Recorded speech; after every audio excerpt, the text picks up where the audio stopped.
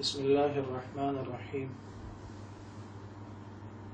سچا انسان سب کو اچھا لگتا ہے اور جھوٹا انسان سب کو برا لگتا ہے۔ جھوٹ کی عمر زیادہ نہیں ہوتی، آخرکار پتہ لگ ہی جاتا ہے کہ اس نے جھوٹ کہا ہے۔ ہمارے ہاں ایک تو جھوٹ بہت بولتے ہیں، کاروبار میں، تجارت میں، دکان میں، ریڑھی پر، بازار میں، ٹھیلے میں، مارکیٹ میں، مال میں۔ پھر بے ضرر جھوٹ بھی بہت بولتے ہیں۔ معلوم ہے کہ اس کا کوئی فائدہ نہیں، کہیں جانا ہے، وہ انتظار کر رہا ہے تو اس کو کہتے ہیں کہ بس نکل گیا، راستے میں ہوں، آپ کے قریب ہوں۔ پھر آپ 15 منٹ بعد پوچھیں گے بھائی آپ تو پہنچے ہی نہیں، تو بس بالکل قریب۔ پھر آپ پوچھیں تو وہ کہتے ہیں کہ ٹریفک بہت جام ہے۔ پھر کریں تو کہیں گے جی وہ ٹائر پنچر ہو گیا گاڑی کا۔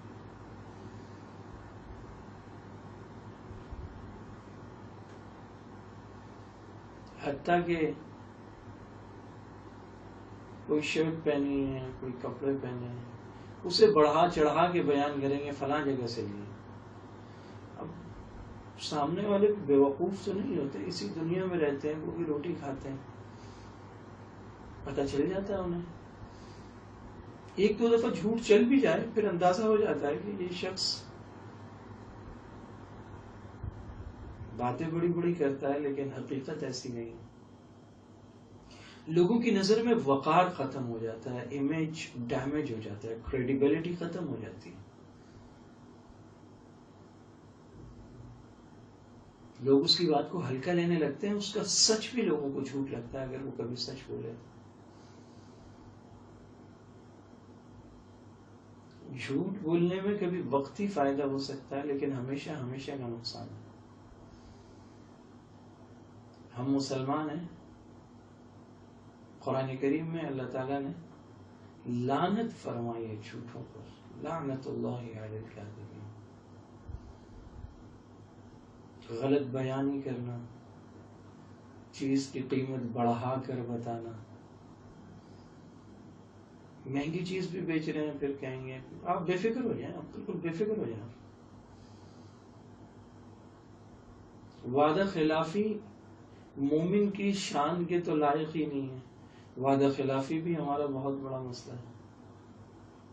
اتنی نرمی سے، اتنی لجاجت سے، عاجزی انکساری سے قرض لیں گے کسی سے، واپس کرنے کا وقت آئے گا تو وعدے پر واپس نہیں کریں گے، اطلاع بھی نہیں کریں گے کہ میں وعدے پر نہیں دے پا رہا، لیٹ ہو رہا ہوں۔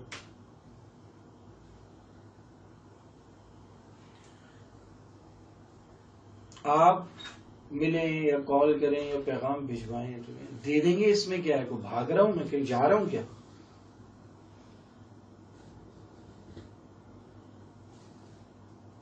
پہلے ترشی، پھر بدتمیزی، بد تہذیبی، بد اخلاقی، اور آخر کار پھر وہ مکر جائیں گے۔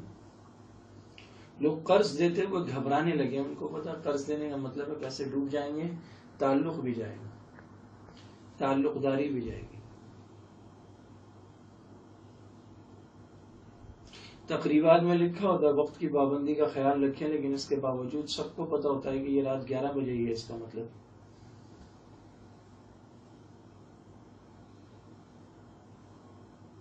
وعدہ خلافی منافق کی صفت ہے، ایمان والے کی تو نہیں ہے۔ منافق کی 3 نشانیاں آپ صلی اللہ علیہ وسلم نے بتلائیں، ان میں سے ایک ہے اذا وعد اخلف، جب وعدہ کرتا ہے تو وعدہ خلافی کرتا ہے۔ ہمارے یہاں وعدہ خلافی بڑی عام ہے۔ ہم ایک اسلامی مملکت میں ہیں جو کلمہ طیبہ کے نام پر بنی ہے، یہاں پر ہم سب جانتے ہیں کہ وعدہ خلافی گناہ ہے۔ قرآن کریم میں اللہ تعالیٰ فرماتے ہیں ان العہد کان مسئولا، عہد اس کے بارے میں پوچھا جائے گا کہ تم نے وعدہ کیا، پورا کیوں نہیں کیا۔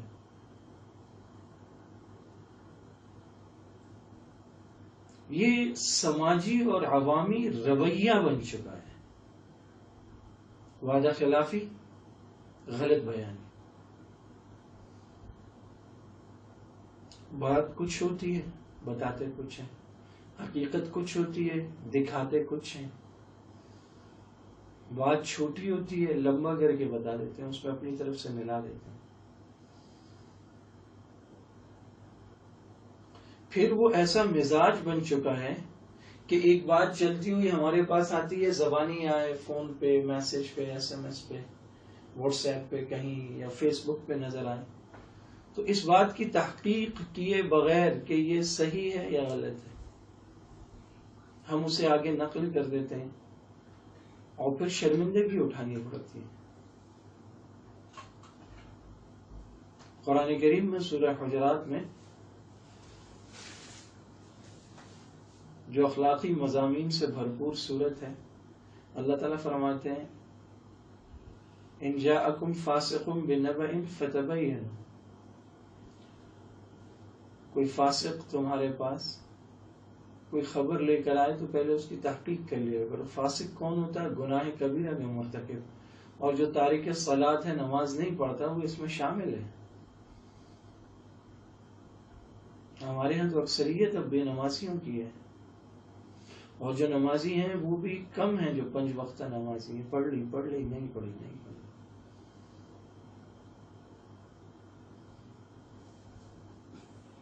من حیث القوم، نیچے کی طرف جا رہے ہیں، پستی کی طرف جا رہے ہیں.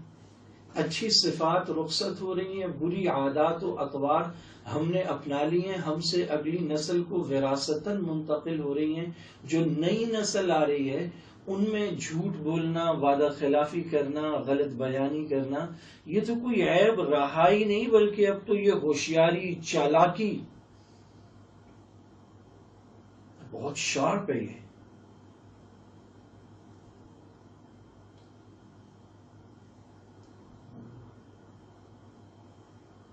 جھوٹ بولنا اب یہ چالاکی اور ہوشیاری کی علامت ہے. Being lying is not a bad thing now. It has been counted as a sharpness. دوسروں کو دھوکے سے کوئی چیز آپ نے مہنگی بیچ دی تو یہ دھوکہ یا غش نہیں کہلاتا، اب یہ بزنس کہلاتا ہے.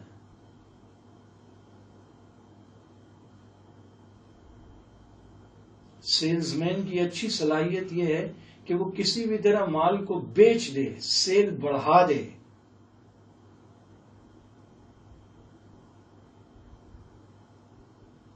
انٹرویوز اس بنیاد پہ ہوتے ہیں، کہتے ہیں یہ لو اسے بیچو مجھے. کیسے مارکیٹنگ کرو گے اس کی؟ اور اسے کمال سمجھا جاتا ہے کہ مجھے کچھ بھی دے میں بیچ دوں گا، اسے اس سے کوئی غرض نہیں کہ یہ چیز اچھی ہے بری ہے،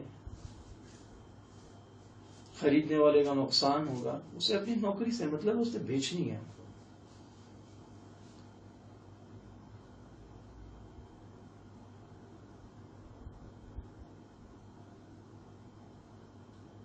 اچھی صفات معاشرے سے ختم ہو رہی ہیں، بری صفات معاشرے میں پیدا ہو رہی ہیں. معاشرہ زوال کی طرف جا رہا ہے. من حیث القوم، ہم پٹتے چلے جا رہے ہیں اور اللہ تعالیٰ کی رحمت سے دور ہوتے چلے جا رہے ہیں. اللہ تعالیٰ فرما رہے ہیں کہ جھوٹوں پر اللہ کی لعنت ہے. تو جب ساری قوم یا اکثریت جھوٹوں کی ہوگی تو پھر قوم پر لعنت پڑے گی نا.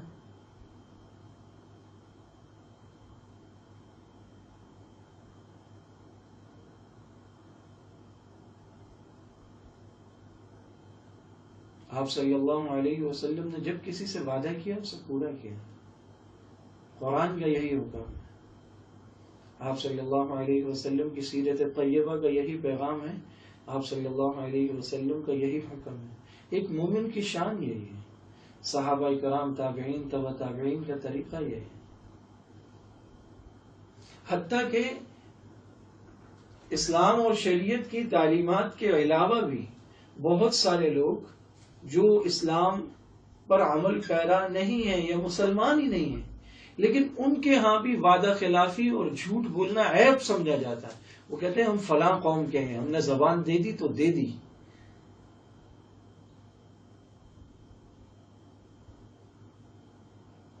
کٹ مریں گے لیکن اب وعدہ ٹوٹے گا نہیں، زبان سے پیچھے نہیں ہٹیں گے. ہمارے ہاں تو کوئی زبان ہی نہیں ہے سرے سے.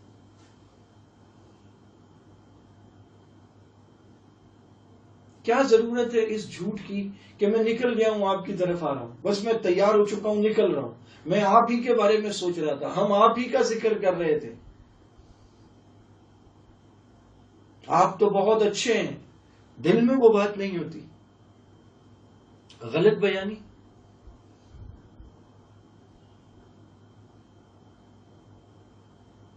ہمیں انفرادی طور پر بھی اجتماعی طور پر بھی آگے بڑھنا ہے، لیکن ہم اپنے قول فعل اور عمل سے اپنے بچوں کے سامنے، اپنے اسٹوڈنٹس کے سامنے، اپنے ملازمین کے سامنے، اپنے ماتحت کام کرنے والوں کے سامنے، اپنے کارکنوں کے سامنے، اپنے مقتدیوں کے سامنے اگر غلط بیانی کا رویہ اپنائیں گے تو ان پر کیا اثر پڑے گا؟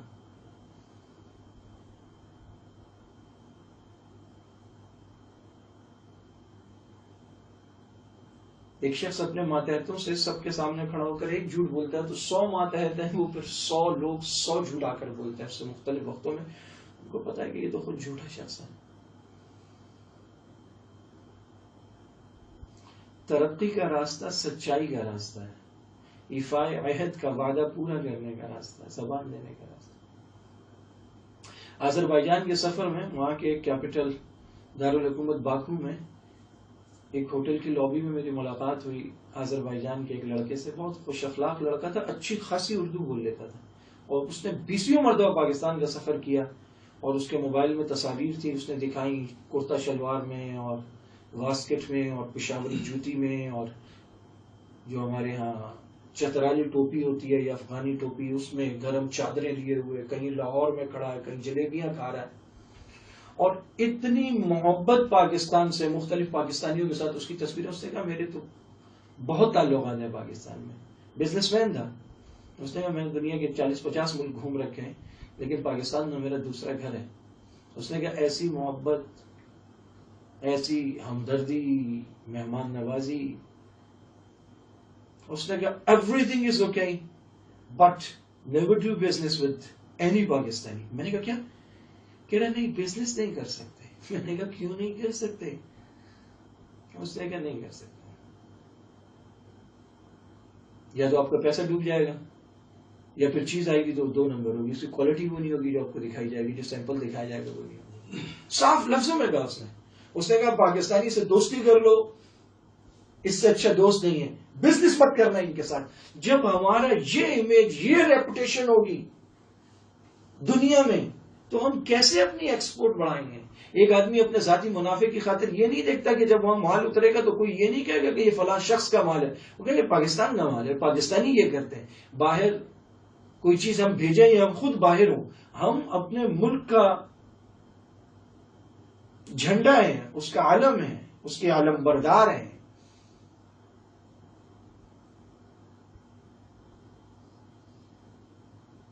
اس سے آگے بڑھ کے پھر ہمارے مذہب پہ الزام لگ جاتا ہے کہ مسلمان ایسے ہوتے. چند روپوں کے فائدے کے لیے ہم پورے ملک اور پوری ملت کی بدنامی کا سبب بنتے ہیں. اور اگر ہم صحیح طریقے پر آ جائیں تو وہ ہمارے بچوں میں، ہمارے ماتحتوں میں، ہمارے طلبہ میں، آس پاس رہنے والوں میں، دوستوں میں وہ چیز آئے گی. اور لوگ اعتبار کرتے ہیں، لوگ کہتے ہیں یہ سچ بولتا ہے، زبان کا پکا ہے. آپ صلی اللہ علیہ وسلم کے صفات آپ دیکھیے، صادق اور امین آپ کو کہا جاتا ہے. جس رات آپ نے ہجرت کی ہے مکہ سے، 13 سال اعلان نبوت کو ہو چکے تھے، پورا مکہ دشمن تھا، جان کے درپے ہو چکا تھا، گھر کا محاصرہ تھا، نعوذ باللہ قتل کرنا چاہتے تھے. قرآن کریم میں اللہ پاک نے اس کا ذکر کیا.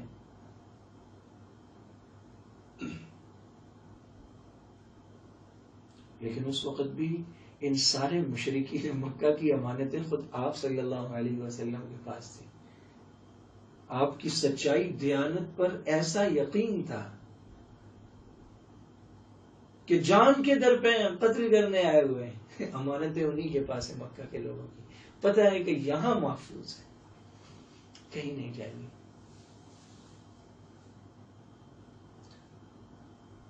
اللہ تعالی ہم سب کو یہ کردار، یہ اخلاق، یہ اعمال عطا فرما دے. وآخر دعوانا ان